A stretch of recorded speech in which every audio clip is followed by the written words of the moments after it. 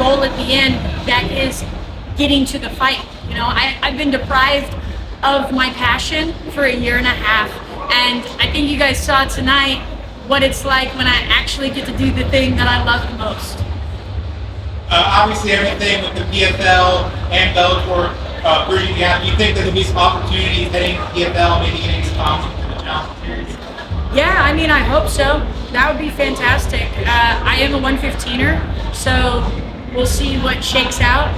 I'm always willing and ready to fight more fights, and the more opportunities I get, the more you're going to see me perform and rise to those opportunities and those occasions. Yeah, thank you. Yeah, no problem. Actually, I don't know if you heard more of the crowd when the finishing sequence was going on, but I just wanted to ask, what were some of your emotions going through that moment of that finishing sequence? Yeah, so I'm a very calculated fighter. Emotions aren't something that I try to base everything off of. That being said, the first time I felt something was when I saw her bleed. Right? That's the visceral part that you can't separate from. There's the intelligent part of me and there's the visceral part of me, and fighting is the combination of both. And I think mastering myself in those moments is probably one of the funnest parts. That being said, I felt something when I saw her blood dripping onto the canvas. I had her bent over, I remember, on the cage, because I only remember flashes most of the time.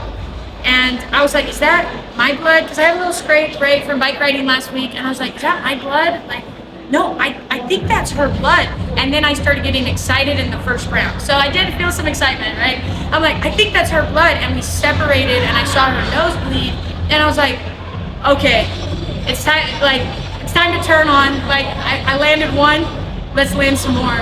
And then I do remember landing one, I don't remember which technique, but it was in the first round. I landed a technique, and then I got like kind of giddy, and so I got this big old smile, and I threw a really big teep right after it, and just threw my hands down. Like, I was very in the moment.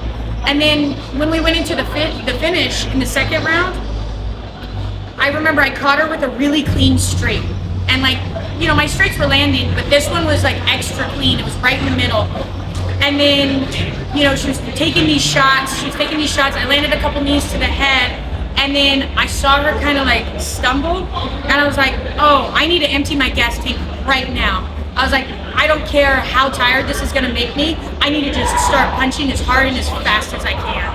And I just kept punching. I thought he was gonna call it a little bit earlier, but I was like, just keep going, just keep going, just keep going. And then I got the finish. Yeah, you're involved in You did? Yeah? Thank you so much. So, do you feel like you properly showcased all of your Muay Thai tonight?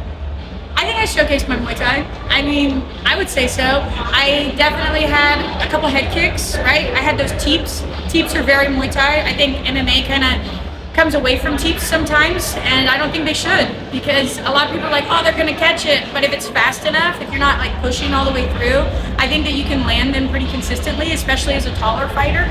And then I had some elbows and some knees to the head, and elbows and knees are all Muay Thai, baby. Those things score heavy in Muay Thai.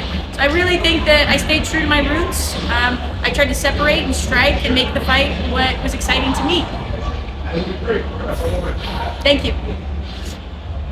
Hey Ashley, Kay Williams from Kane Chronicles Media. Congratulations on the win. Thank you so much, man. Earlier, you spoke about growth mindset. In your personal opinion, why is it important to have a high level of mental preparation prior to each match? Yeah, well, at the highest levels, everybody knows how to throw a jab and a straight. Everybody knows how to shoot a double. At the highest levels, the thing that sets us apart is our mindset. And for me, it took me multiple fights, probably 10 or 12, before I really honed in on how to alter my mind before a fight to bring out the best version of myself. The growth mindset's important because the time in between fights, if you're not growing and becoming a better fighter, that stagnation is going to show in the ring. You can't lie when you get in there. That's one of the things I love about this sport, is your performance is going to tell the truth of the work that you did. And I like to stack that work until my confidence is just a result of those small wins becoming the proof that I need to know that I'm gonna be successful. Congratulations on the win. Thank you so much. What's up, JD? Congratulations. Yeah, you had 37 fights in your amateur career. Yeah. You don't typically see that. Why did you decide to go that route? Yeah, so I fought so many times in my amateur career because I wanted fighting to feel like breathing. I didn't want it to be some big thing, and and every time I got in the cage, I wanted to be like, okay, I do this every day. I'm ready to do this again. And then when you get in there, you're more clear-headed. After 37 times, you're like, I know exactly how to put my body and my mind in the right state to achieve this. And I wanted to make sure that I mastered every facet and every skill set before I stepped in that cage tonight. You fight at 115 pounds now, an amateur. You fought at 125 pounds. I saw, people were talking about a potential fight of you and Dakota Ditcheva, but I know your top priority would be to stay at 115. Right. A lot of people out here know that you have a lot of star potential. We saw it tonight. You have a great personality. We're seeing someone on the mic right now. What would be your message to PFL to potentially make a 115-pound division and maybe build it around you, and then you can try and win $1 million in the tournament? Guys, I swear, call your shot. Let's go. I'll make 115s exciting if you just put it in there. Just sneak us in there. I think that we have a lot of potential as a weight class. There's a lot of girls at 115 with an excellent skill set, and there's an opportunity there that I think we might be missing. But if you guys give me that opportunity, I will make sure to rock that division for you. Well said. And last thing for me, in San Diego after your interview, it's been a ritual that you dance in your post-fight interview. Yeah. Now you did not get an opportunity to do a post-fight interview today, but now you have the mic here. Are you down to do a dance before you get out of here to keep that thing going? I don't know, man. I did so many dances in the cage already. It's hard because I'm stepping down from my alter ego right now, right? When I walk in there, I'm Whiplash. And now I'm starting to be Ashley. And so everything's kind of wearing off a little bit. But I'll give you one of these. All right, we got it. The ritual's still alive. 3 for 3 when I interview you post-fight. So all right. Congratulations. Thank you so much. I had a great time. How's it going, Ashley? MMA Locker Room, part of Puff Sports Radio. Great win out there in San Diego. How did it feel to get your hand raised for the first time professionally? How did it feel? Oh, man. It felt like everything that I put into this camp was worth it. This was I pushed myself harder in this camp than I ever have, and that's saying something considering I have, 40 amateur fights. Having to push myself harder than I ever have, I wanted that payoff.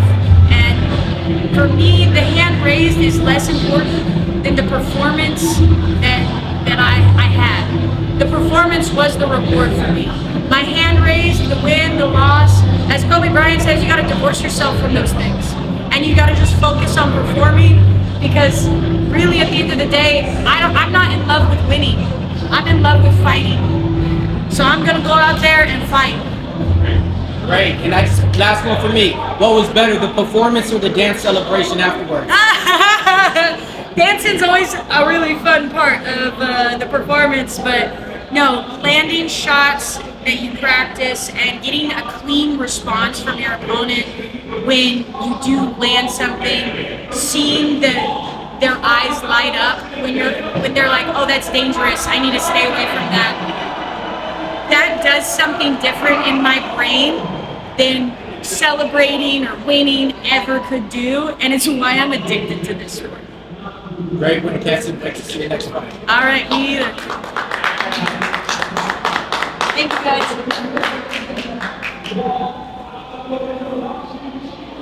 Should ask about the turtle. Should ask about the turtle, man. I got turtles here, yeah. Let's keep swimming. Yeah, you got the first one. All right, guys. Thanks, guys.